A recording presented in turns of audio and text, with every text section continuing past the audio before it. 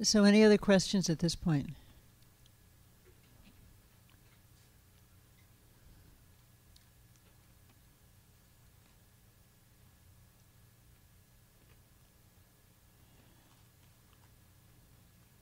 You know what kind of a sign that is when there are no questions.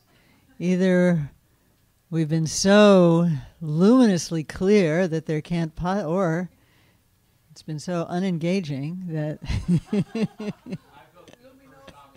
I vote for it too, but we don't know. Okay, yes, Satya.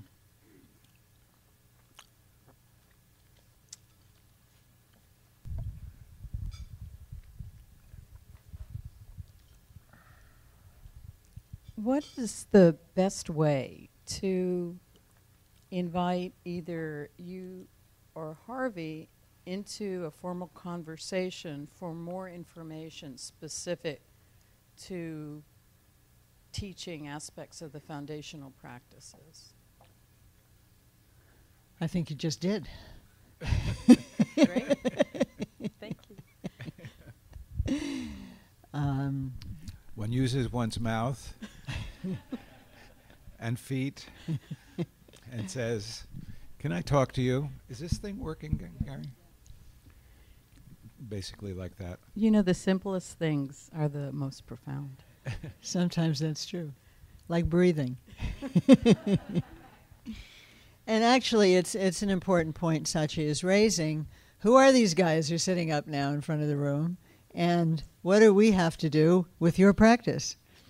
So we want to talk about that because we want to support you in your practice. And we have senior Sangha members who are also part of a support system for you in your practice. And this is actually something very, very significant. And as you'll see, as we go through the phases, we start to weave in meetings with Harvey and myself, suggest various kinds of suggestions. So that is important. And certainly, if at some point you feel that it's important that you talk with one of us, then let us know, because otherwise we will not know. Okay, we try to, what we're trying more and more as it's possible for us to program this into what we do, so it's kind of natural that we have some time to talk. We always have question times like this, but sometimes you have more personal stuff that you want to talk about. So just let us know, and we'll do our best. Okay. And it is an important part of the path, actually, to be able to ask questions.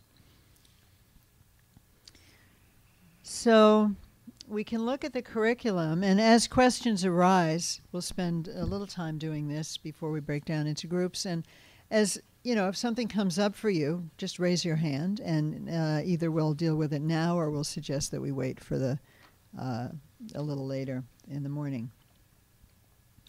The integrated programs at Dawn Mountain. So integrated programs means that we have a number of different programs here, and you, of course, will choose which ones you participate in and how much you participate. But we want you to understand from the beginning that it's all designed, actually, to flow in the same direction.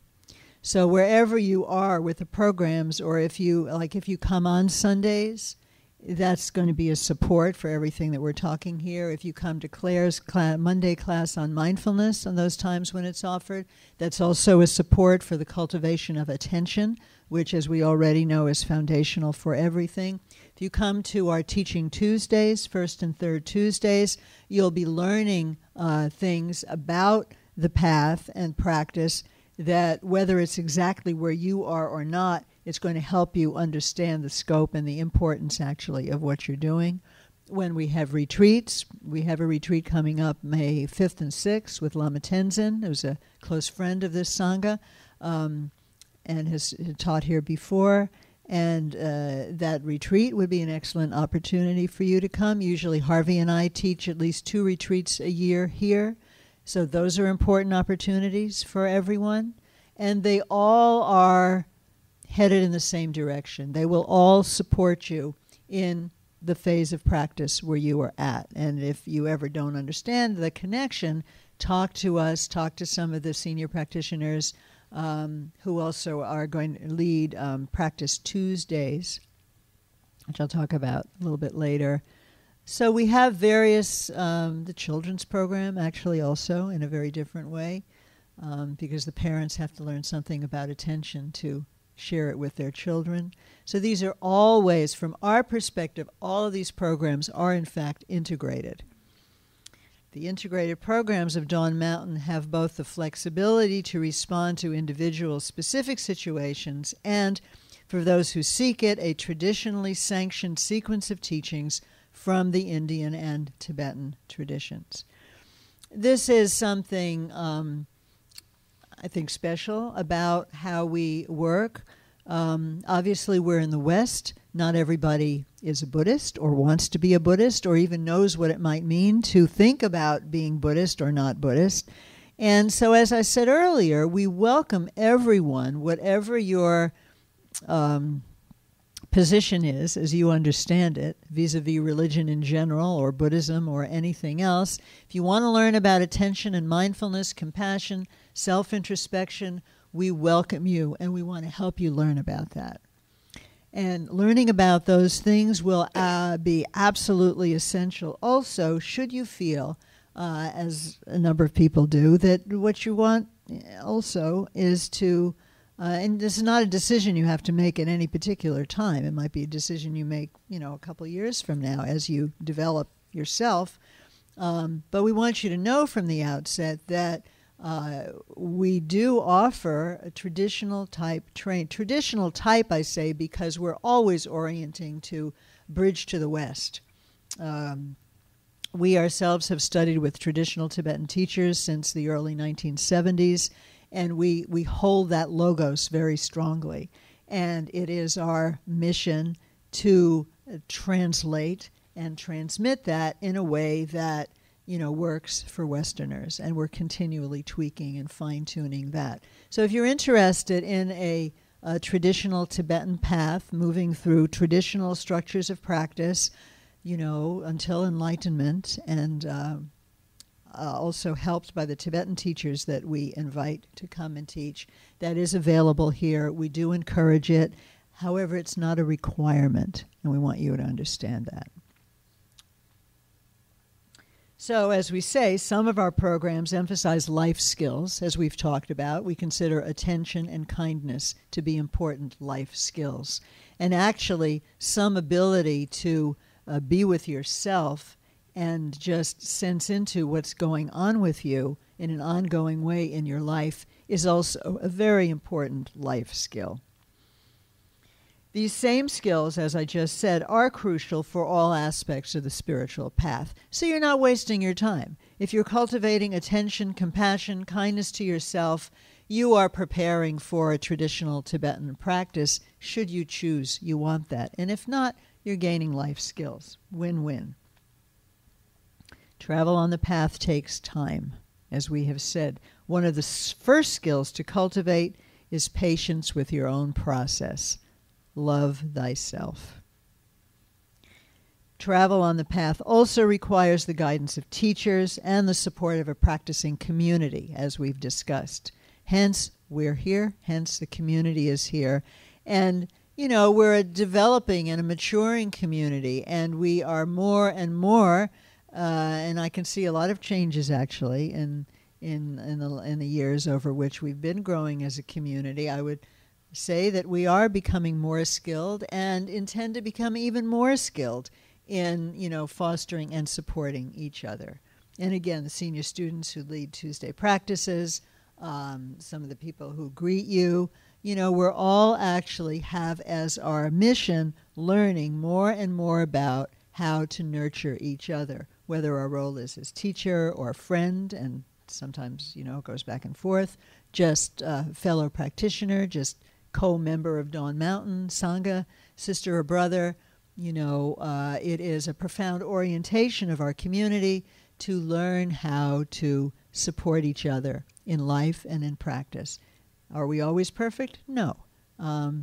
Do we try to cultivate patience with our imperfections? Yes. And in that way, we model for each other kindness. So this is an ongoing river of development. So, as I said, we invite you to participate at whatever level works for you at this time.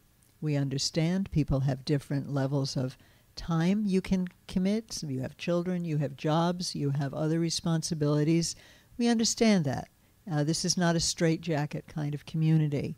What we do encourage and really support is that within what is possible for you, that you really do pay conscious attention to aligning with your own values, which very possibly are our values. That is, the cultivation of attention, kindness, living in alignment with your values, and understanding that it's a process and we're not always going to be good at what we are cultivating. That's why we cultivate. So we invite your participation. We invite you to join us for teachings, for practices, for retreats, so you get some nourishment for your practice. A lot of people everywhere. I was just teaching in Portland, and I had a meeting with people who are quite new to practice, and quite a few of them have been practicing, perhaps like some of you, quite a long time by themselves. I read, they say. I don't practice, quote, quote, but I read. I like it. But now I feel, I need a community. I need a teacher. Yes, we do. We all do, actually. So we're keeping each other company on the path. That's the purpose, spiritual community. So what can you expect if you participate? Over a continuing and open-ended period, because it's different. Some people attend, let's say, Teaching Tuesdays quite consistently over time. And after a couple of years, I think people will tell you, you learn quite a lot. You do reading. If you're inclined to read, we have reading lists that we suggest, and you will learn if you wish. But it's not like you... It's really up to you. It's what you choose to emphasize. However, if you participate, you can expect to be introduced to and accomplish, to some degree, the major practices of the Tibetan Buddhist tradition, if you're taking that trajectory, grounded in the most ancient traditions dating back to the 8th century. So our particular, for those of you who are going to be oriented toward, traditional Tibetan practice, while we are very non-sectarian at heart and have, in fact, ourselves studied quite extensively with teachers from different traditions, I've written books from different traditions, as has Harvey. When it comes to practice, so in our hearts we're open-hearted and we're not unbiased and non-sectarian. And we will pull in teachings from across the Buddhist spectrum and from the West as well. Buddhist psychology, for example, Harvey's expertise, one of Harvey's areas of expertise. But in terms of an actual sequence of practices that you can actually follow in one lifetime, being a dedicated, but, a person who's living in the world, we offer these primarily from the most ancient of the Buddhist traditions of Tibet, known as Nyingma. And within that, while again we draw from different transmission lineages within that, for example, connected with Dujia Rinpoche, our main one is known as the heart essence, which is actually a very widely and beloved and non-sectarian orientation within Nyingma. So that's where we come from when we get to more traditional practices. In all of these teachings, at whatever level you are at, we are always aiming to understand our real nature, to experience it directly. First, to have some cognitive understanding, so it makes sense that this would be something valuable for us, and then to develop some experience around that through our own reflection, and then really through meditation, increasingly deep and focused and skilled and guided meditation and conversation with your teachers, really developing that genuine capacity to, what a miraculous thing it is, to actually see clearly what you really are, the being that you really are. This is something both easy and not easy, and it takes time, and everything we do whether it's under the rubric of traditional Buddhism or not, whether it's cultivating attention as a life skill or compassion as a life skill, or doing traditional practices to connect, let's say, with green Tara,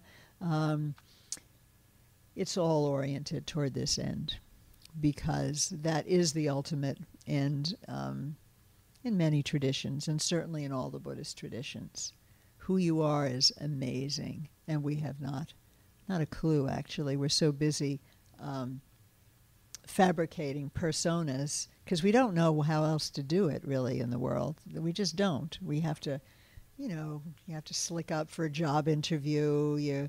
You go on a date, or you just meet somebody, and, maybe you can feel it. Some mask comes over, some, structure comes into your body, and you go into habitual kinds of dance that you do. And maybe even it's very effective. But what we learn in practice is that's not your deepest being. It may be a skillful means, or it may be a pattern that's got you trapped and you can't break out of. So everything is oriented toward this recognition. And it's extremely profound. And it takes time to understand even what that means, let alone to begin to access it experientially. So, most briefly, we're dividing the path into 4 main phases, as I said earlier, some of which could overlap. So here I give a 1-sentence summation of the phases of the path. In the first, as we've been saying, your main goal is to develop a daily practice and to cultivate the skills of presence, which is another term for attention, kindness, and an appreciation for the path's significance in your life. So, you may say, all I want to do is cultivate attention. And then that's what you would do. From our perspective, what you can also use this phase of the path for is to, as I was saying earlier, get in touch with your own real values, your true colors. Cyndi Lauper's coming back, right? What are your true colors? Do you wear them? And if not, what prevents you? Would you like to wear them? So the first phase of the path, as we've already been talking about, is a time of, it's an opportunity, if you'd like to take it for that, to meet yourself. Who am I? What am I doing in this life? What's really important to me? You may be very, very busy, but are you doing, are you standing on your real values? Are you finding time for what's really, really important? Have you even taken time to reflect on what's really important for you? Sometimes we ask people to write their obituary, assuming that you live a long life and accomplish everything that you really want to accomplish. What would that look like? What do you want somebody to say about you at the end of your time in this body, in this life? I don't know if we'll have time to do it today, but it's a very worthwhile practice, actually. And then do it every couple of years and see how it changes. So in a traditional way, part of what we do, actually, in terms of mind training, we have practices for, recognizing that your time on earth is limited and using that as a wake-up call to think about what's important for you. For example, realizing how unbelievably precious, every day of your life is. Every day, every minute. What would it be like to use it in a way that's really in alignment with you? It's a big opportunity here, a very important phase of practice. And we have, there are things you can read. There are guided meditations that we, I think, already have available or will have available to allow you to explore this. It's a very important phase. It's really setting the foundation for a trajectory of an intention and motivation for practice that can last a lifetime, that we hope will last a lifetime, even many lifetimes. So then the second phase, which, as I said, can overlap with phase 1, you gain substantial basic knowledge of the core elements of the path. And the way that we do this is we introduce you to what are called foundational practices. Now, these are from the Tibetan tradition. However, they are adaptable to, for example, what we did this morning, refuge, the cultivation of attention. These are all traditional aspects of the practice within Tibetan context. But as you may have noticed, we did it in we kind of combined it, because we did say the traditional verses, but we also talked about it in a very, I think, understandable human way. Maybe you're not used to using the word refuge in describing what you want out of life, but when we reframe that as a sense of support, a sense of being held, a sense of, there's somebody or something to go to, that you're not kind of left all on your own in this challenging world. All of those things we mean by refuge. And so there's lots that is discussed about recognizing our situation as impermanence, which is actually a royal road to realizing your own true nature, realizing the preciousness of your life, learning about compassion towards self and others, what this means, how you can practice it.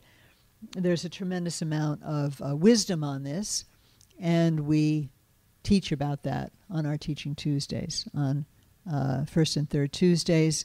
And we're fortunate that in addition to us both having a lot of training, traditional Buddhist training on this, Harvey also, as you probably know, is by profession a psychotherapist. In his previous life, he was a professor of Buddhist studies. He taught Sanskrit and Buddhism, actually, University of Virginia and Stanford. And he's a psychotherapist. So we feel that the wisdom of the West is not to be excluded from what we do here. So we think of ourselves very much, as Westerners, we think in emotional terms in very specific ways that really isn't native to, let's say, Asian traditions. So we grow up in the West, by and large, many of us in this community, not everybody. And so we bring that to mind. How does a traditional teaching on compassion meet with what we understand to be psychological health, for example? That's the kind of thing we talk about on our Teaching Tuesdays. Now, these two phases can go on for any amount of time. They can be what you can see your whole life as a phase of practice where you are continuously developing the capacity to bring presence or attention, kindness, and let's say clarity about your own inner world into your life. That's quite a rich goal. In the this third phase is really if you feel at some point that you want to proceed in accordance with the traditional Tibetan way of doing things, supported always by Western understanding. We're always making bridges. We never are, expecting or encouraging at all, actually, anybody to, try to become a Tibetan or anything like that. If you're already Asian, that's great. If you're not, that's great. Again, this is all about meeting you where you are. But you might want to make a formal commitment to what we call foundational practices, which is something you will learn about in the second phase. So it's not like you wouldn't necessarily have any opinion about that at all right now. You don't know what it is necessarily. But you will learn, and you might decide, this is something I want to do. Doing will mean incorporating slowly, and only after you already have had a stable practice for 8 to 16 months. It'll be individual, it's something you would talk to us about. But once you actually have a stable practice, you've learned a little something about the cultivation of attention, kindness, including kindness to yourself, then you might want to consider, and you might get permission to do what are called the foundational practices. And so that would be a phase, and then that would become part of your daily practices. And then you can learn even more about them. And with these foundational practices, you might find that they are a good support for you in daily life. A lot of people feel they are. I certainly feel that they have been amazing, and there are people sitting in this room who will also tell you they feel the same way. Some of them are wearing this kind of badge. And Everybody's wearing badges. no, this kind. This the one with the, not the printed ones. And not everybody, but like Claire and Sharon and Janet in particular, and also Terry and I think JC and Satya's beginning and so on. There are people, and I'm not sure where Gloria is at yet, but there are people who can talk to you also about these practices.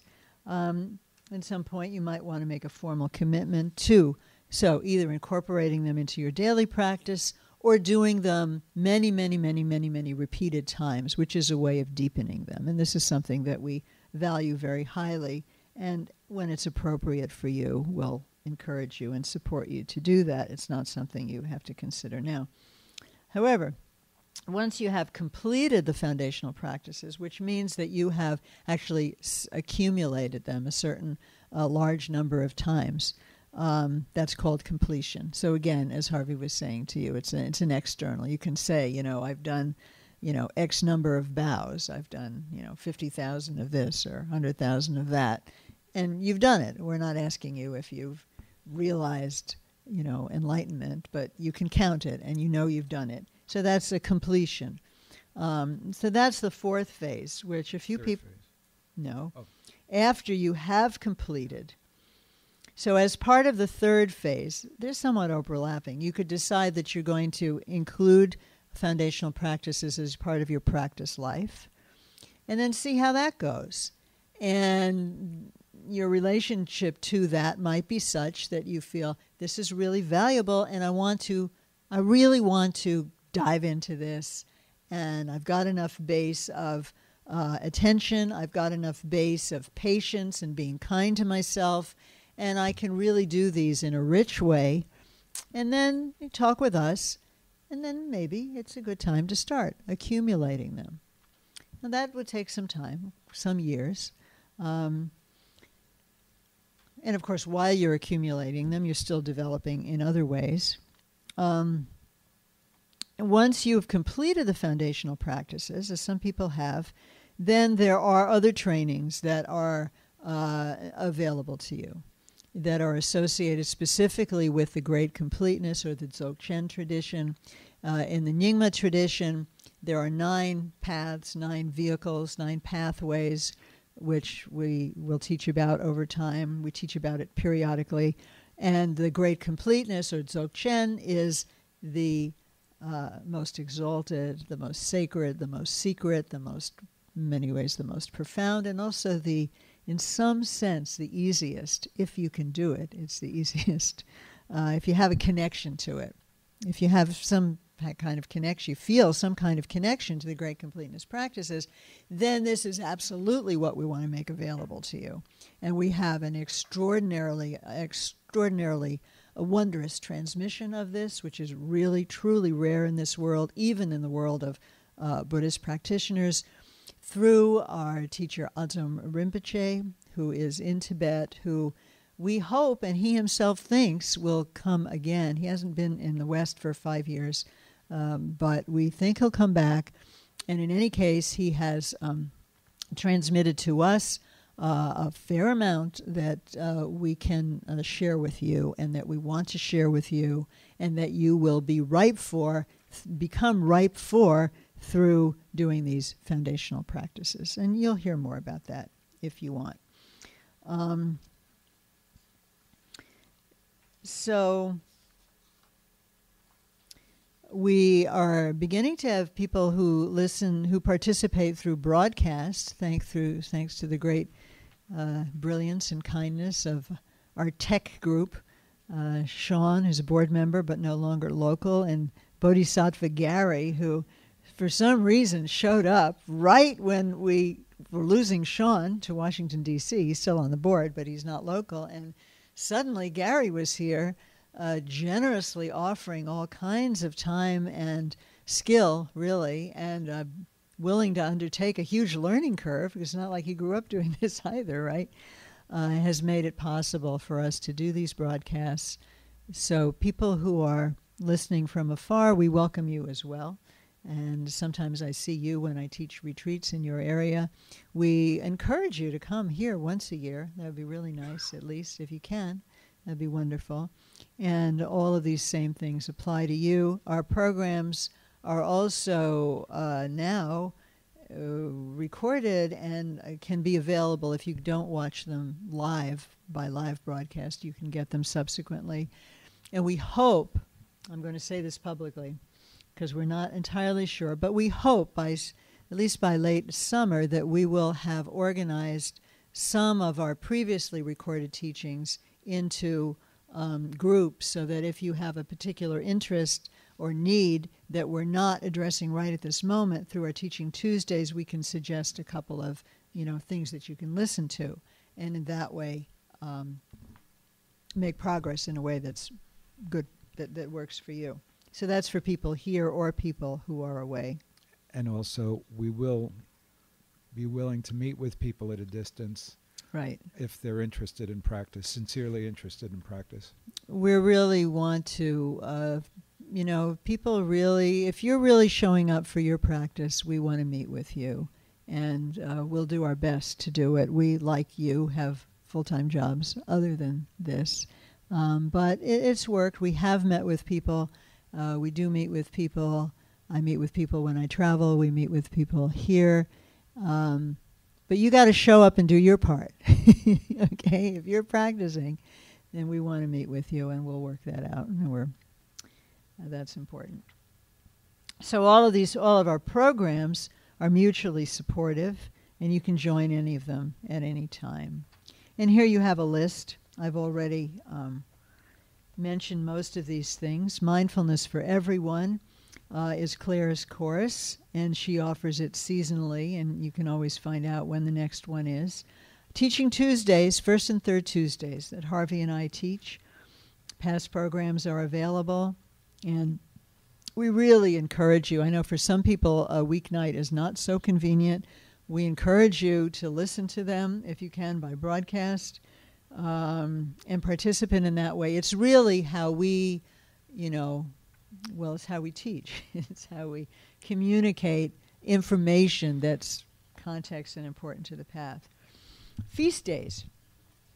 As I say below, that at least when you're in about the second phase or so, we encourage you to start, and then increasingly in the third and fourth phases, we really encourage you to start learning the practices of feast days, which right now we attempt to do approximately once a month, and sometimes things come up and we don't quite manage that. But it's in the Buddhist calendar, particularly in our tradition, the lunar 10th and 25th are special days, actually, when even at the level of your energies, you're more available to receive support from the powers that be, the waves of splendor, the blessings, the waves of grace, however you understand that. And so we like, when possible, to come together, and we bring food, and it's kind of a sacred potluck, and we do practice to green Tara. So then we'll encourage you at some point to learn that practice. Come and do it with us. And for people who are in the third and fourth phases in particular, it's actually quite important to come together on a monthly basis and do these practices. It just helps hold and shape the community, and it's very beautiful. And we have quite a few good cooks in the community also, or good shoppers, and and it's nice. And part of it's a formal practice, and part of it is we're just friends eating together. So it's a nice way to hang out. Special events, we have special practice periods at the Tibetan New Year, which is usually in about February, when we come together daily for 2 weeks and practice. And sometimes we're able to do this also in the Sagadawa period, which is summer, when actually sometimes we do it in November, when there's a major festival in Tibet that we share energy with. So we have those special events. We have a children's program. If you have children, we'd love to let you know about it. We are teaching children life skills, attention, kindness, and patience. It's not a Buddhist Sunday school. At least at this time it's not. The parents got together, and for the young children, we're not, if you don't want your children to be Buddhist, they won't become Buddhist. They may learn to like Buddhist art, but because it's just here. But the purpose of that program is to, and a lot of research has shown that, and methods have been developed for working with quite young children, 4 and 5 years old, and actually learning some mindfulness. We're hoping to set up a training for parents with Susan Kaiser, who's one of the pioneers of doing this, and she has a book called something like Meditation for Kids. And so we want to bring that expertise into our community too. So for a group of parents and myself, we've been reading the book, and I've talked to some other parents who received the training in Mexico, and it's working quite nicely, and we're expecting to enrich it. So we have, as you'll see here, I don't think I'll say more about this now. I'll stop and see if you have thoughts or questions. But if you look through, you will see that we do have some suggested readings for each level of the path. This is something we're going to develop further. If you're a reader, there's a lot of good things to read. If you're quite new to everything and new to Buddhism and not necessarily thinking in terms of Buddhistness, I strongly recommend Happiness, actually, by Mathieu Ricard. I use it at Rice, and my students there love it, and it's really a very good guide to the possibilities of the human heart and human intelligence. Mathieu himself has been a Buddhist. He's a European. He's French. He actually was a first-class prize-winning scientist in France, but not quite satisfied with that, and he wandered off and became a monk, and remains a monk, and draws a lot from Western science, actually, also in his book. So I recommend that. Okay.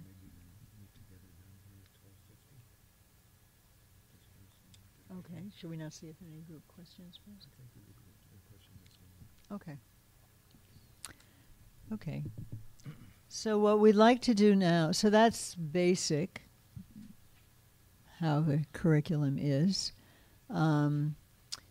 And what we'd like to do now is meet you in as smaller groups. So we'll divide into 2 groups. And then we'll come back and meet together again at, I'd say, about 1/4 of. Okay. So shall I call off who I think should be? Okay, so basically we're, there are actually more than 2 groups here, but just 2 of us. So we'll divide you into groups of people who are relatively speaking new and people who are longtime practitioners. So upstairs goers will be with Claire, Gary, Chris, Gloria, Sharon, Terry, JC, Janet, and Satya. So please come with me upstairs. And everybody else, please stay here. Just one comment for the viewers at the distance.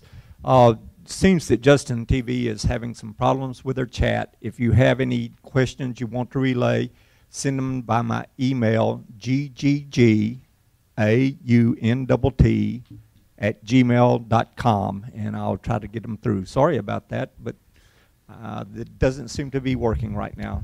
Thanks, Gary. Gary, are we continuing to broadcast this part of the program right now or not? Well, why don't we continue to record it anyway? Are people, we don't know if people are watching. We have, I think, about 8 viewers on. Okay. All right. So if the technology works, we'll continue to record this. We're not recording the upstairs discussion. We'll record this, and when we come down at 11:45, if you'd like to come back at that time, even if you don't watch this, then we might be able to answer probably only a couple of questions. Yeah? Okay. Could you give that microphone to somebody, because we'll want to use it, if any, or just have it there so it can be passed around. Thank you. Thank you for keeping the microphone.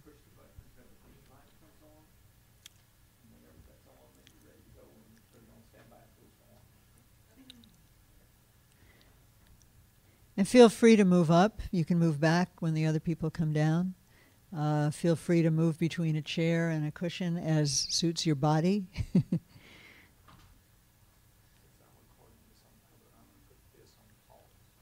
Okay, okay. I will not worry about it. Okay. Okay, great. Thank you. Thanks a lot. Okay, so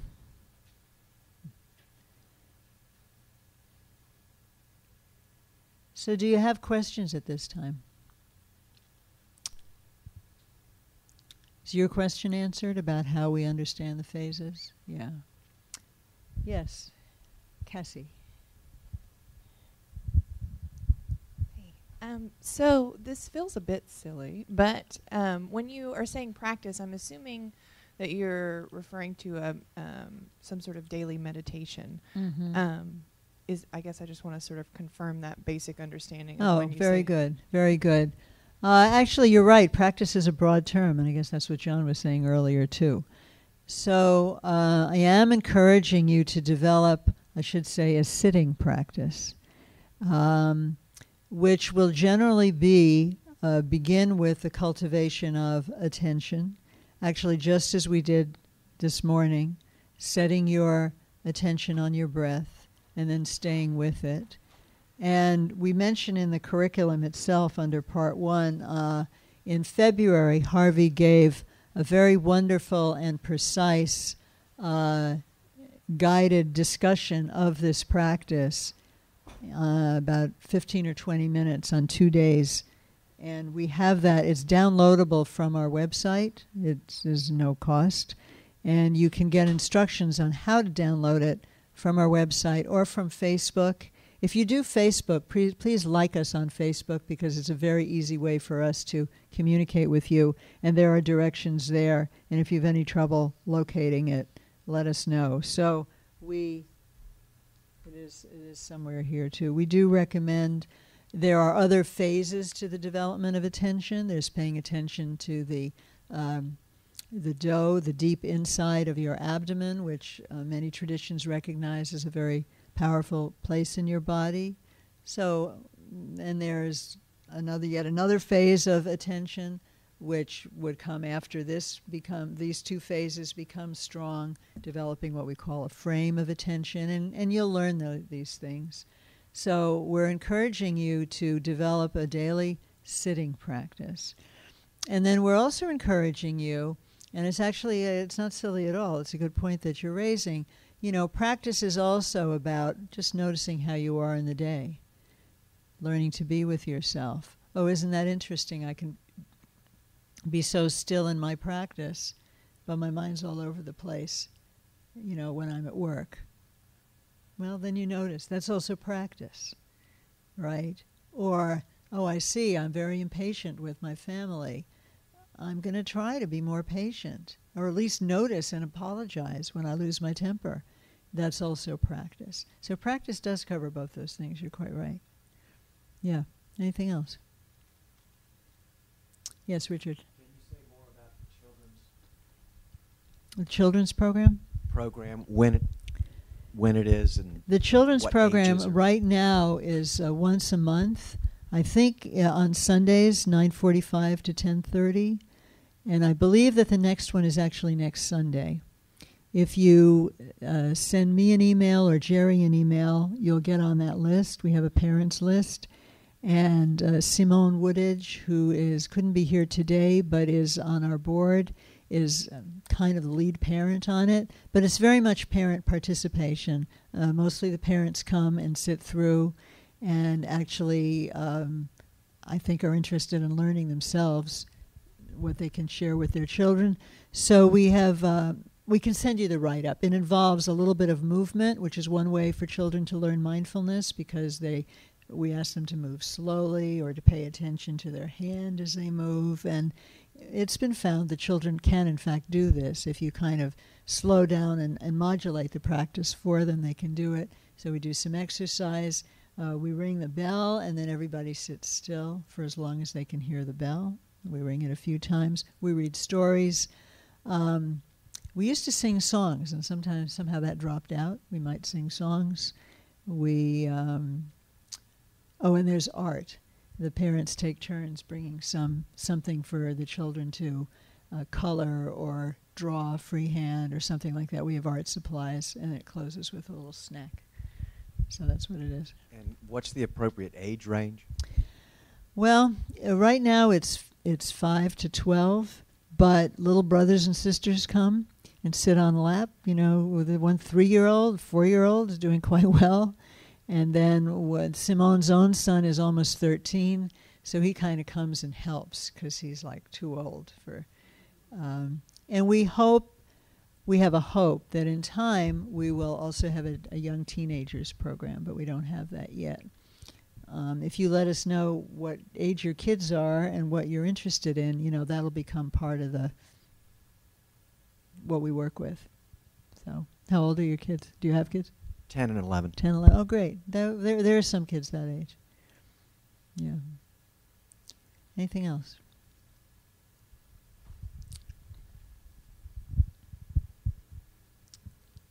I actually have a quick question.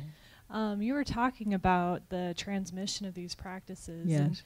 And I guess that word is kind of unique, transmission. And so I wonder if you could talk about what exactly that means to transmit a practice. Oh. It's a great question. It goes to the heart of many things. Well, to transmit is to, you know, when you grow up in your family, your parents transmit a lot of things. And it's not just what they tell you, it's what they show you. It's how they move, it's how they talk. And you grow up with that becoming part of you. So practice is also like that. You know, we teach about the practices, but there's also a transmission process, and sometimes it's a formal transmission. For example, if you're going to do a certain practice, we sit and then we will read it aloud to you, like the foundational practices, if you decide you're going to do that.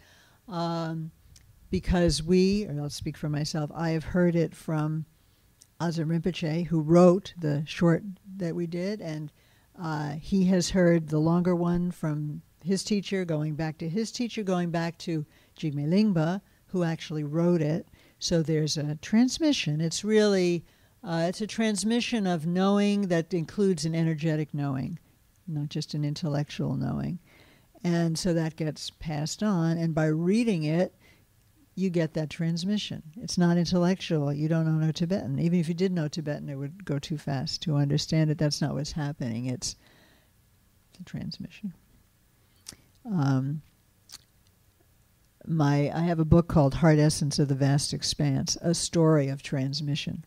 And the introduction explains about transmission, because you landed on something. It's a very important thing.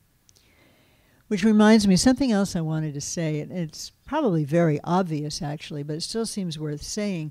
Clearly, as a practitioner, you're not just in your head, right, as we are so often in this culture. Practice is an enterprise of body, speech, which means energy, of body, energy, and mind. So yes, you use your intelligence, your good human intellect. Absolutely, it has a place. But is that all? Not at all. So just the word transmission already suggests that. We think of the path as a path of hearing, which means study. Reflecting, that means reflecting, for example, on your own values, or how does the cultivation of compassion sit with you? How's that working for you? It's when you really take practice inside. You're not just learning what the books say, but you're seeing what happens within when you try to meet with that practice. And concerted meditation, you know, with some level of attention. So that already tells you, hearing, thinking, and meditating, or hearing, reflecting, and meditating already tells you that you're using really everything you've got as a practitioner. Your body, your energy, your intelligence. What's your name? I can't read your thing from here. Stephanie, thank you. Okay. Yes, Andrea. Going back to Cassie's question, sorry. Regarding the daily practice, the sitting daily practice, is there any, I don't know, technical thing we should do? For example, 1 month of just mindfulness and then recollection, or then just those guiding like attachments or anger, or do you every day decide, what matters is for you to focus, and then because I always have struggle because my mind runs, and so I normally it's easier for me to have a guided one, but I think I also need to cultivate mindfulness and all that, but I never know like, okay, what's the mood today, or should I do it like 1 week, or good point. Actually, the cultivation of attention is something we do at the beginning of every practice forever. So at this point, it seems like it's very good for you to make that your main practice, cultivation of attention. And yes, we have some guide. You can use, just like you say, you can use guided meditations to start with, but after you've heard it, X number of times, you will internalize it and you won't need it anymore. And that's good. And you can do it on your own. So I would say in general, and we could talk individually, but cultivate attention on a daily basis for a couple of months with the intention that, and then if that's, you might then add a little something onto that. You'll still cultivate attention, but you might add into that a little bit of a reflection, say, on the impermanence of your life and what is that, how does that speak to you in terms of the kinds of life you want to live, that sort of thing. But attention is, many in Buddhist traditions, in some ways that's mainly what they do. They sit and they cultivate attention. So you can never do too much of that. And also remember there are these three kinds of phases of attention that we want to do. And right now, perhaps you're mainly working with the in and the out, right? But you've been introduced to sitting at the do, and so that you would take it there. And probably that would be your focus for a good number of months until you settle down some and it seems to make some sense and you want to incorporate something else on top of that. Make sense? Yeah. Thank you. So this is a very good point that John also mentioned. Yes, there's so many things to think about. But, and of course you can read and think about whatever seems useful to you to think about. In terms of a kind of, path, focus on the cultivation of attention. We do it every Tuesday night. We do it in a different way on Sunday. Whenever you come here, there'll be some cultivation of attention. And you are absolutely invited to take that home with you. Questions may come. Once you really start to do it, you might have some questions. Oh, do I emphasize the out-breath? Actually, you do. You put a little more attention on the out-breath. What about the fact that my mind is running all over the place? It's to be expected. That's what the mind likes to do. The mind has just an insatiable urge to kiss objects. That's just what it wants to do all day long. Right? That's why the internet grabs us so much. There's always something new to look at, and we never get enough. And you will see that in your meditation. So you just, okay, whenever it does that, nice mind, come back, look at the breath. Come back, look at the breath. And when you've done that for, maybe a couple of months, or everybody's different, I don't know. But when you can feel quite solid in doing that, that's when we let the breath, and we guide it this way on Tuesday nights also. It's when you let your attention, your breath the energy of your breath carry your attention to the center of your abdomen and just stay there. And that's a different kind of a challenge, right? Because now you've just got a very narrow focus. And then there's a trajectory of things to reflect on. We talk about the four thoughts. Impermanence is a very important one of those. And we would introduce that. And then, this right now in our Teaching Tuesdays, we're talking about compassion. So you're invited to bring that into your practice. But still your focus is going to be on attention. And meanwhile, you're learning these other things. Because you want to go deep with something. All the things that I've named can go very, very deep. Any one of them is worth a lifetime of practice. You just keep going. Ask anybody in the room who's now upstairs who's been practicing for some time, and they will tell you it changes. Some of you already know that, probably. So that's good. How many of you have never really meditated at all? Good. Wonderful. Wonderful. So is this making sense to you? Do you feel like you could start with something? What made you want to start to come and meditate now, if you don't mind saying? And well, why don't we start with Gigi, since the microphone's right there, if you would. It's just something that's interested me in quite a while, and now I'm just I'm making it more of a priority. And so here I am. So here you are. Wonderful, wonderful. Beginner's mind. We all should have beginner's mind. That's great. And do you want to, Cassie or Richard? Peter, sorry.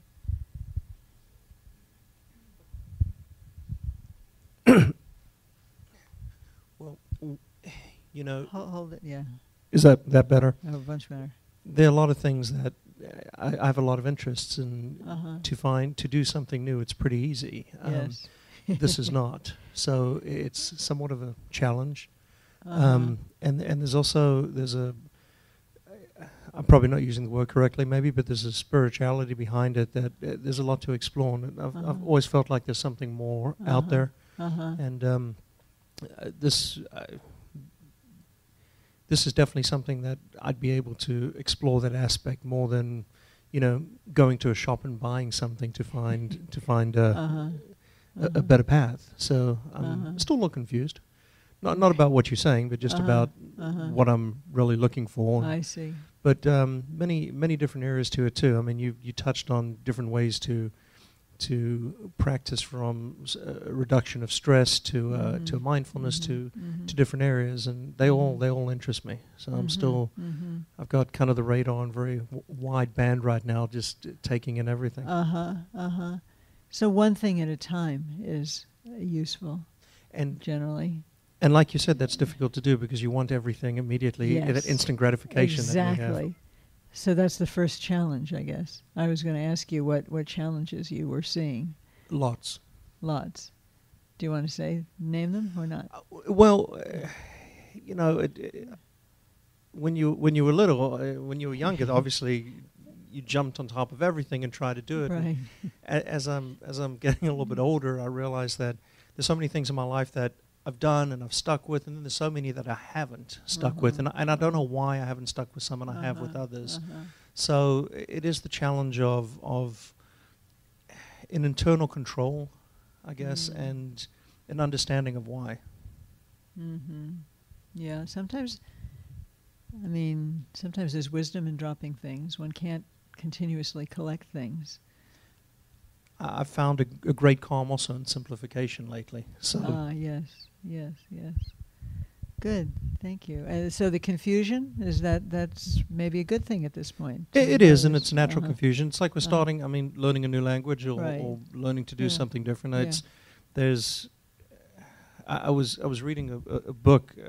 It was, I don't know why, but it was about light particles. And they were talking about light actually travels in all directions at the same time. It's not just the instant and reflection. And it seems a lot like that. There's so much, and we've got to learn what to take away and cancel out, not pay attention to, and focus on where we're going. And it's a little bit like that. I need to just figure out what I'm supposed to be focusing on, based on teaching and based on what's right for myself, and move forward from that point. Thank you.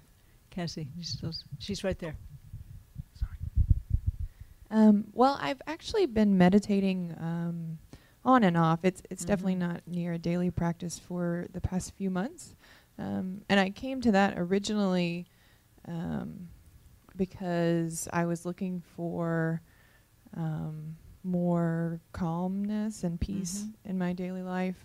When you talked about habit patterns, there's... I've been doing a lot of work on myself and discovering those patterns that are really no longer useful. Right. And so that's how I originally came to this other meditation program.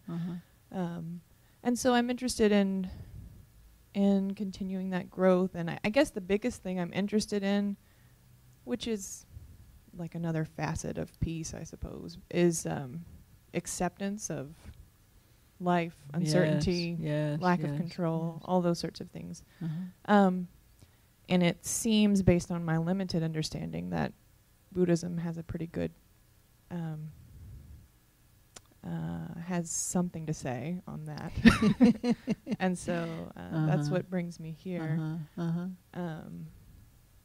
Yeah, but I also come from and have moved very far away from a very religious upbringing, and so there's some hesitation on my part for that. So I guess that's just my personal story. Wonderful. For what it's worth. Thank you. Yeah. It's worth a lot. Thank you for sharing it. And yes, it's really true. And a lot of people, of course, here have, come from another religious tradition. And that's who we are, That's who we are. That's very nice. There is a lot of growth available. Acceptance, as you say, of the vicissitudes that we can't control. Yes, it's a big value in Buddhism, which doesn't mean that you do your best in every possible situation. It's not to be confused with passivity. But it's just true that we don't rule the world. It's just a truth. There's nothing to apologize for. We just don't. And yes, you're right. That's to recognize that as a deeply held value. And it is a value, exactly as you said, that will lead to, oh, you mean I don't have to hold all the airplanes up? They'll do it by themselves. You could pray and, offer your supportive energies in that way. But, we can't control these things. Yeah, Peter. Hello. Okay. Yeah. Is the paths that you talked about, and then eventually, if it's possible, if the person has the capacity to progress through the later paths into a Buddhist practice, is it possible to, let's say I'm perfectly happy with my religion, I like it, is it possible to progress all the way down the path and still keep ties with the religion? Oh, absolutely. Absolutely. It's actually a uniquely Western monotheistic thing.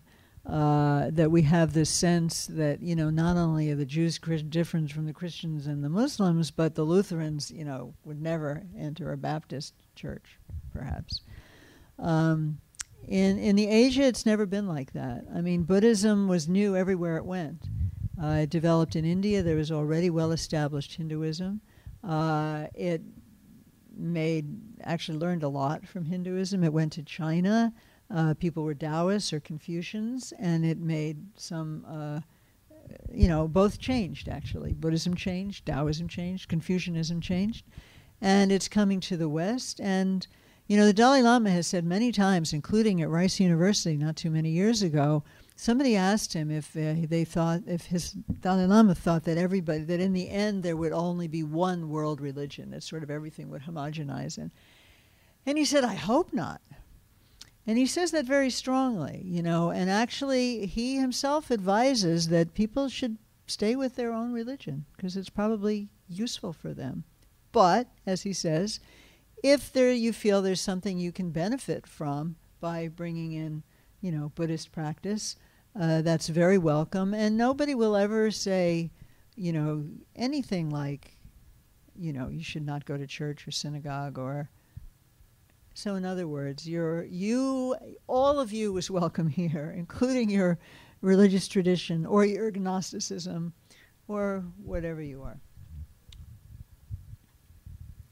Yes. Richard and then Kat. And it's very nice to hear a little bit of your story, actually. We probably won't have time to go around and hear everybody's, but if you care to share something about who you are. Hello? Nice. Hello. I was going to say, everything is naturally impermanent, including Buddhism. Yes. I read that somewhere, so it's yes, that's one of Buddhism's own teachings. Question about first time here. So question about postures and mudras and eyes closed, eyes open. Okay. Okay. Could you speak to that? Yes, as we do it, both in terms of eyes, there are traditions where you close your eyes and where you open them. For us, because we are headed towards Dzogchen practices, which is an open eye tradition, when we do this meditation, we encourage you to let your eyes just fall where they comfortably will, usually about a yard or so in front of you. But you're not really looking at the ground. It's just that your eyes are set there, and your mind is with your breath. Your mind is with your breath, or later your mind will be at the center of your abdomen. And what this makes possible is learning how to separate your attention from your gaze, which means that you have the possibility of maintaining attention even when your eyes are open in daily life. For this and other reasons, we encourage a slightly open eye. Also, light will come in and you'll feel more awake. However, if you find that very distracting in the beginning, close your eyes, as long as you're not getting sleepy. However, we're oriented toward once you get some stability with your eyes closed, then practice with them open. And postures, posture, mudras. The main principle of posture is to sit erect. And so sometimes I go into more detail than I did today, but extending your neck, actually tucking your chin under just a little bit, will help strengthen that sense of the central core of your body that we were talking to. So you want to sit erectly, not rigidly, but something like a flower that's kind of bursting out of the earth and, heading upwards. But there's a curve there, just like there's in the stem, just like there's a natural curve in your back. But you want to be straight, whether you're in a chair or you're sitting on the ground. I mean, if you like, of course, the traditional posture is what they call the full lotus or half lotus. And, if you want to become able to do that, that's wonderful. But the main thing is to be able to sit still, and I encourage you to work with pillows at home. It's quite important to hold your butt up with a pillow, actually, but the height differs. Some people like this high, some people like very low, so that you feel stable and comfortable. It is not meant to be a torture position. So if you can only sit so long on the floor, that's why we have chairs, so you can move back to the chairs. The point is not to be uncomfortable, but to feel like you're really solidly, as we said, supported. So you sit straight. Your hands can be like this, your thumbs one palm over the other with your thumbs touching. You can also sit like this, which is expressive, and this tradition is expressive of relaxation. If you need pillows under your legs, you can experiment with that. The most important thing is to be solid and supported and stable and comfortable. If it feels comfortable to be like this, but you actually can't maintain that. And when you sit erectly, each vertebrae of your spine is actually getting all the support that it needs from the vertebrae beneath it. And so once you become accustomed to it, it's actually a very solid posture, and you can maintain it for quite a bit of time without discomfort once you get used to it. So those are the main principles of posture. Yeah. And why are you here? What brought you here, if I may ask? I've been practicing every day for about 13 months. I started at the Zen Center here. Oh, wonderful. And every day I take refuge in the Sangha, and I don't have one. Oh. And it just doesn't make any sense to me. I see. I resist it.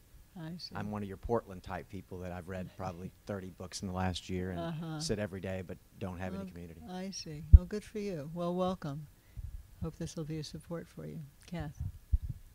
Yeah. I guess, like this gentleman, I'm sort of a transfer student and come from, have practiced Buddhism since 1960.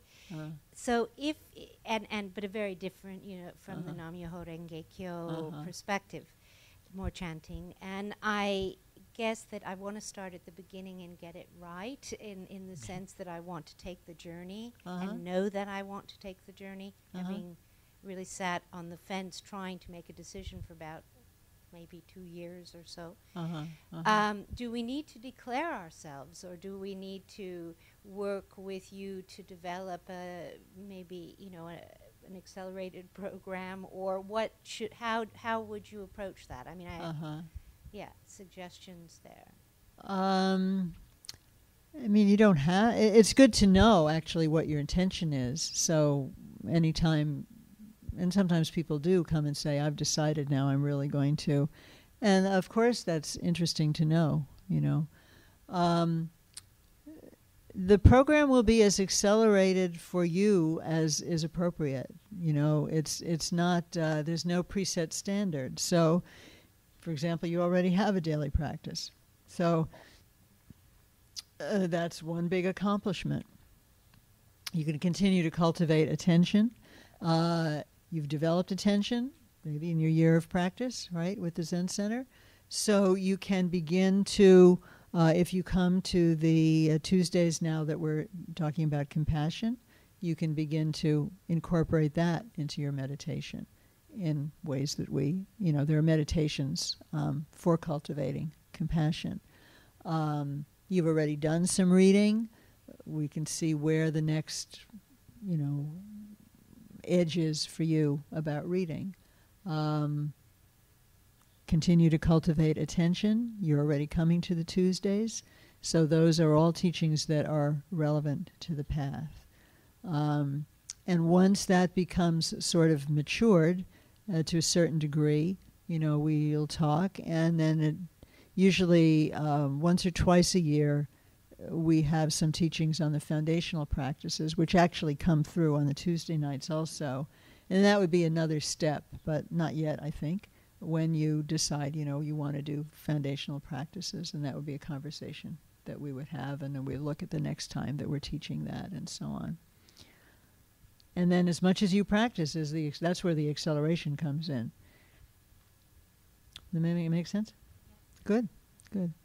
I did want to say that once you have, you know, been with us a bit and you've learned some of the practices that we're doing on Tuesday nights, you have some background, or you've come to a retreat and you've learned that practice, we do have practices on Tuesday, alternate Tuesdays. So we teach on the first and third Tuesdays, and we have practice sessions, usually led by Claire or Janet, who is sitting back there, or Sharon. Right now, I think they're the ones who are leading those practices. And then you're invited to come and practice with the group. And that's really nice. You know, it's honestly usually quite a small group of people who come. And everybody who comes is really valued because everybody knows it takes something to show up on a Tuesday night for practice. So that becomes another Sangha support. And it's set up so that really whatever your practice is, you can do it in that group. There's silent periods, and so if you're doing attention, you can do attention. If you're doing compassion, you can do compassion. It's meant to be flexible. But there's support there, and some questions can be answered, but it's not a place for basic instruction. So once you've had some basic instruction, then you're welcome to come to the Tuesdays, and everybody loves it when other people come on Tuesdays.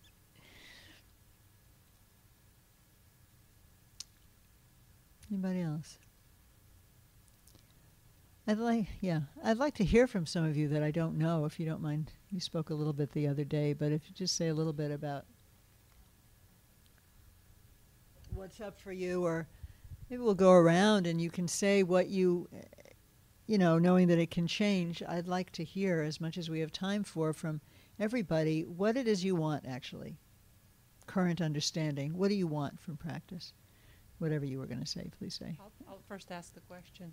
Okay. And that is, I often hear yoga and meditation being tied together. So I was wondering if you could comment on what is the relationship between these two, and what is the advantage of using yoga and the different stages of the path, if any.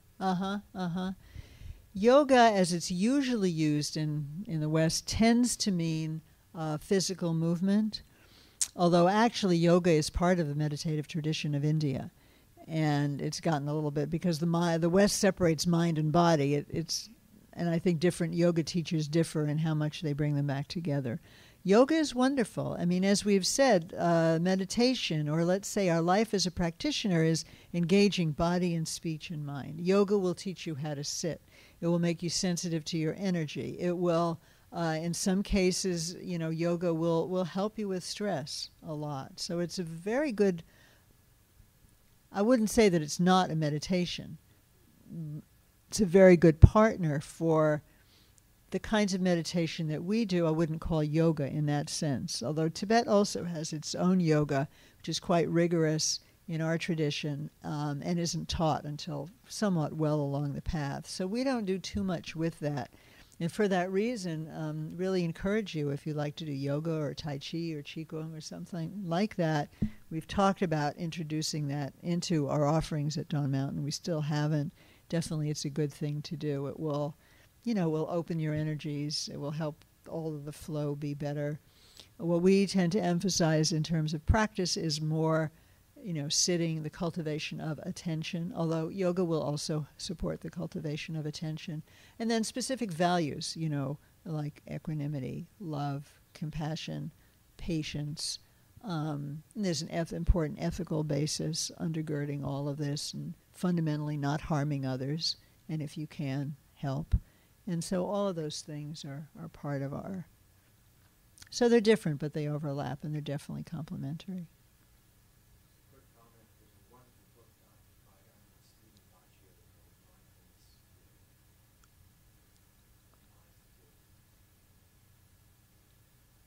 Do you want to say anything about what you want? What do you want? Yeah, I guess at this point I'm fascinated by two things, and that's what I would like to get out of this. The first is I'm fascinated by the fact that through meditation and through what you've explained, I could gain more clarity of mind. Mm-hmm. And the way I look at it is every creative process that humans are engaged in start with a thought, and if you could control your thoughts, then that's very powerful, and you could become very creative. You could help yourself and others. So gaining that clarity of thought, that's the first thing that I'm after. And the second thing I'm fascinated in all of this process is being of service to others. I've been meditating for a couple of months now, more seriously, and I've been thinking through my life trajectory, and I realized I've been, although I always, what inspires me is being part of something larger than myself. I've been very self-centered in a way. So I like that concept of being of service to others and getting out of self-centeredness. Nice. Very harmonious with the values that ground everything that we do. Yes, clarity can arise, creativity can arise, but not through controlling your thoughts. You will not gain control over your thoughts. But you will be able to allow your thoughts, which is where creativity comes forth. And, gradually the untoward ones may quiet down. But it's not like you will be able to lasso them and shut them down. For you could do that temporarily, even for years. But we're interested in really seeing what's there and addressing it, just to make that little tweak. But clarity and creativity, yes, that's good. Thank you. I would like, if you're willing, if we can get you some paper, if you would just write down, those of you who are downstairs, what it is that you want out of practice. Oh, okay, Rosanna. Yes, thank you. Yes, Sacha will get you paper. Rosanna. Can you use the microphone? Where is it? Thank you. I just want to share with you what's the reason that I came here. Thank you. And it's very special for me because 12 years ago when I was pregnant, I felt this very, very deep need to create a refuge for me and for my daughter. And after she was born, I just kind of forget about it, and that feeling just fade away. But it was always on my mind that need was something that I need to give her, and through the religion that I was raised on, I didn't feel that I will find that refuge, and I didn't know anything about Buddhism at that time, just that it was another religion with a bunch of colors that I don't like. That was for me like back then, and suddenly one day I've just crossed with something, and I read about this search of refuge, and it was just like, you know, it was exactly what I was looking for. So without knowing too much about it yet, and with this that you gave us today, and the practice that we did today, I feel that I'm going to finally be able to create that space for me and for my family now. So thank you for being here, and I'm very pleased to be here. Thank you, Rosanna. Thank you.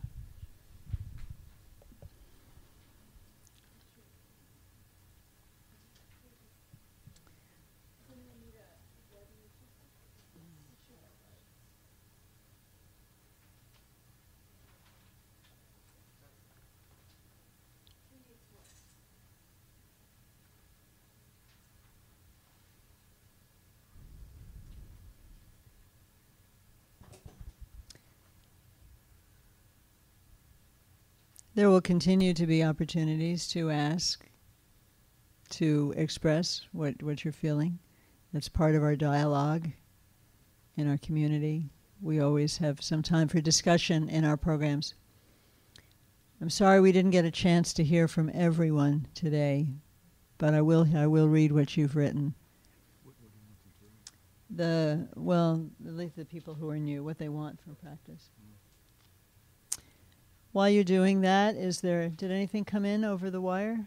No? Okay. Anything else on your mind before we do our closing?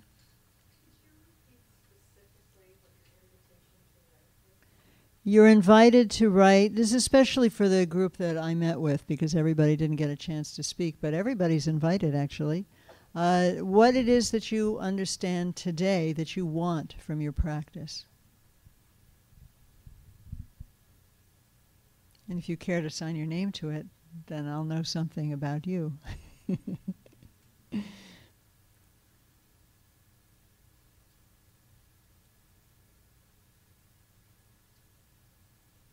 And we understand that this may change what you want. It's part of growth, actually.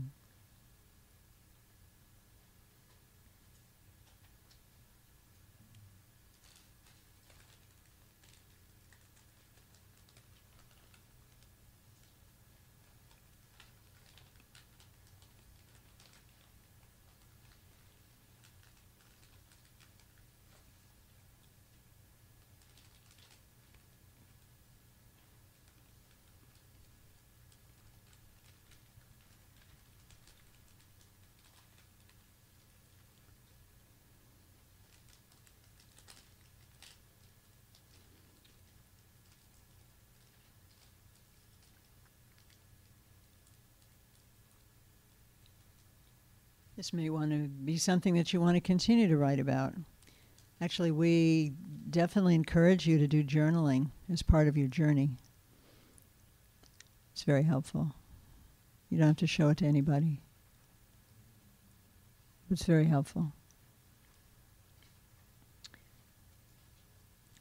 Towards the bottom of page 2 here, where it says attentional practices, developing stability, this is where you can locate it. This is how you can get it, and you can download it.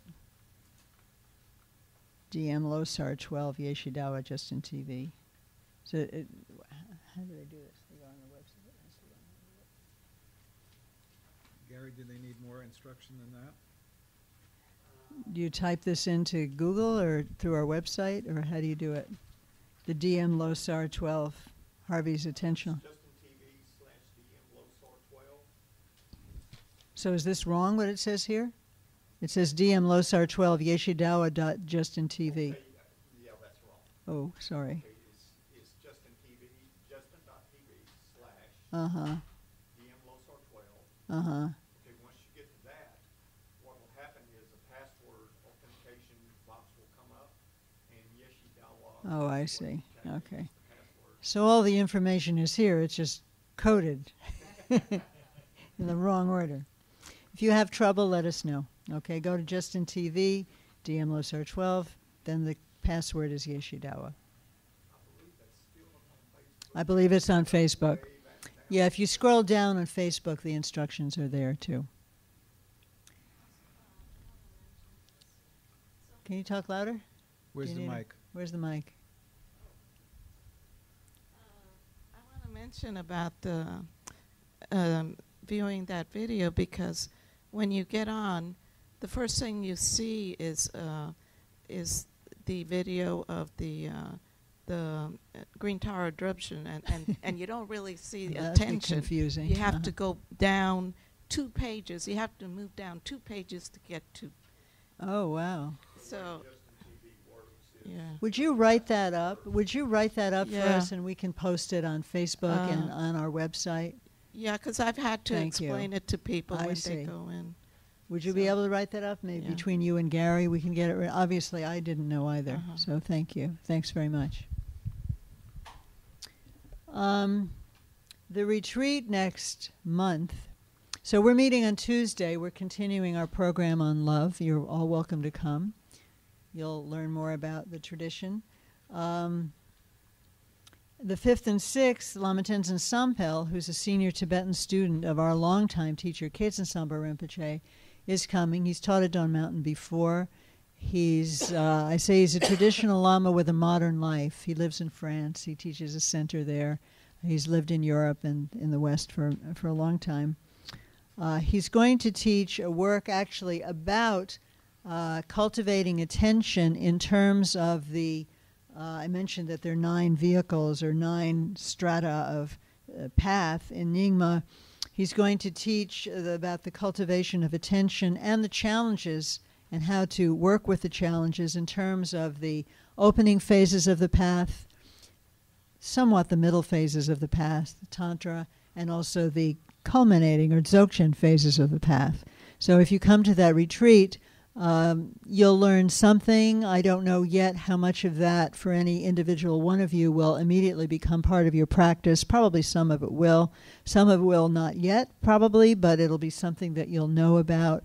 And you're very welcome to come. And then you'll see, it'll be clear what use that you will make of it. But it is intended to be, we picked this text because we feel that there will be benefit both for newer students and for long-term students, and that's why we selected it. Also because Jigme Lingpa is a very central person in the tradition, and I'm translating this particular text that he'll be teaching. So you're welcome to come.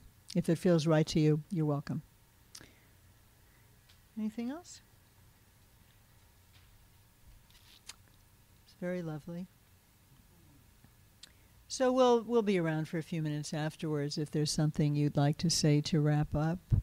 And we will close with our dedication of sharing the goodness of our practice with all beings. And we do this, take a moment, you can find I think it's on page 22, is that right? And take a moment, you can open to page 2 and find your alignment. And just feel for a moment the genuine goodness of taking time on a Saturday morning to learn about something potentially of great benefit to you, your families, beyond. And how good that is. And may it really be a service to everyone in ways that we can't understand right now. Life is mysterious. We don't know how what we do affects others. It's altogether possible, even likely, that even a small amount of this kind of wise self-care, wisdom opening, kindness to yourself is going to, in fact, offer something to the world of benefit. So in your own way, whatever your own belief system is, in your own words, just allow that to arise as a possibility for you.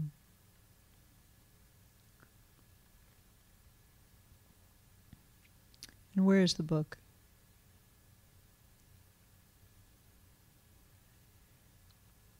Thanks. Would you bring it?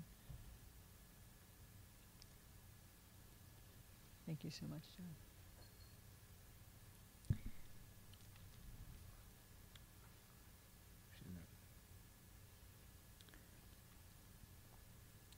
And with that genuine feeling from your own reflection present, we also have a verse that we sing. We'll sing it in English on page 22. We're aspiring to become realized, to be capable of leading. That's what guru means, a teacher, somebody who can then benefit others. We're aspiring that that will happen for us so that we can bring others to real happiness as well once we ourselves have discovered it. By this good may I swiftly once become a great guru, lead all beings, everyone, to reach to this very ground. And we wish as well long life to all our teachers. In our case, His Holiness the Dalai Lama, Adzon Pela Rinpoche, swift reincarnation of Khetsen Samba Rinpoche, all of your teachers, whoever they may be. And also, specifically today, to those near and dear to some of us. Who's got the... Oh. I didn't.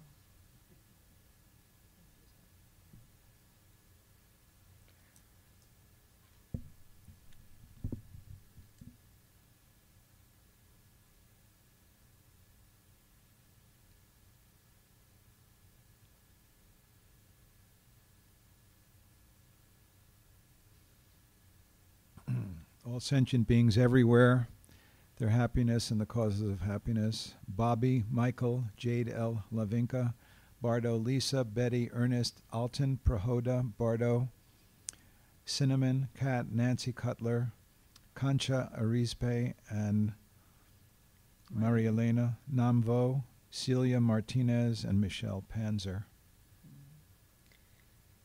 And allow that sense of offering benefit to others to arise in the center of your body as a luminous orb of light.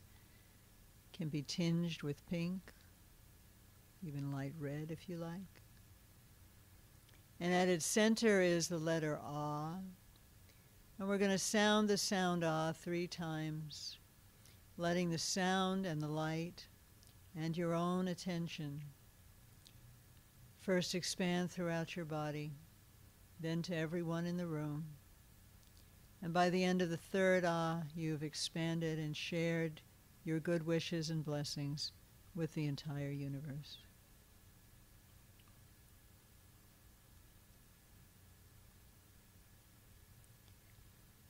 Ah.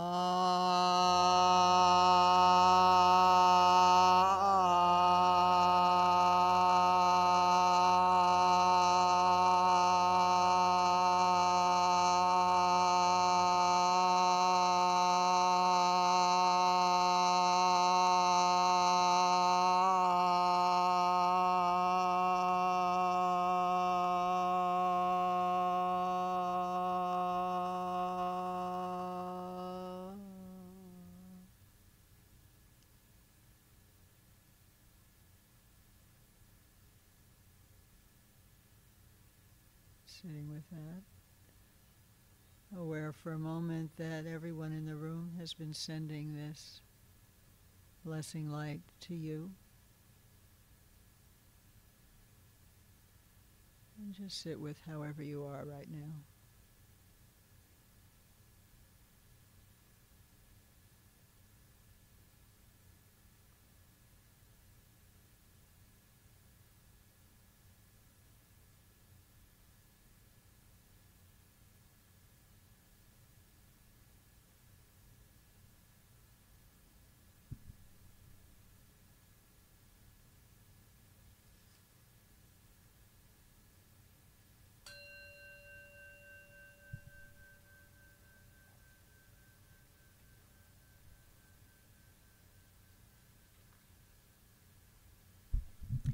Thank you, everybody.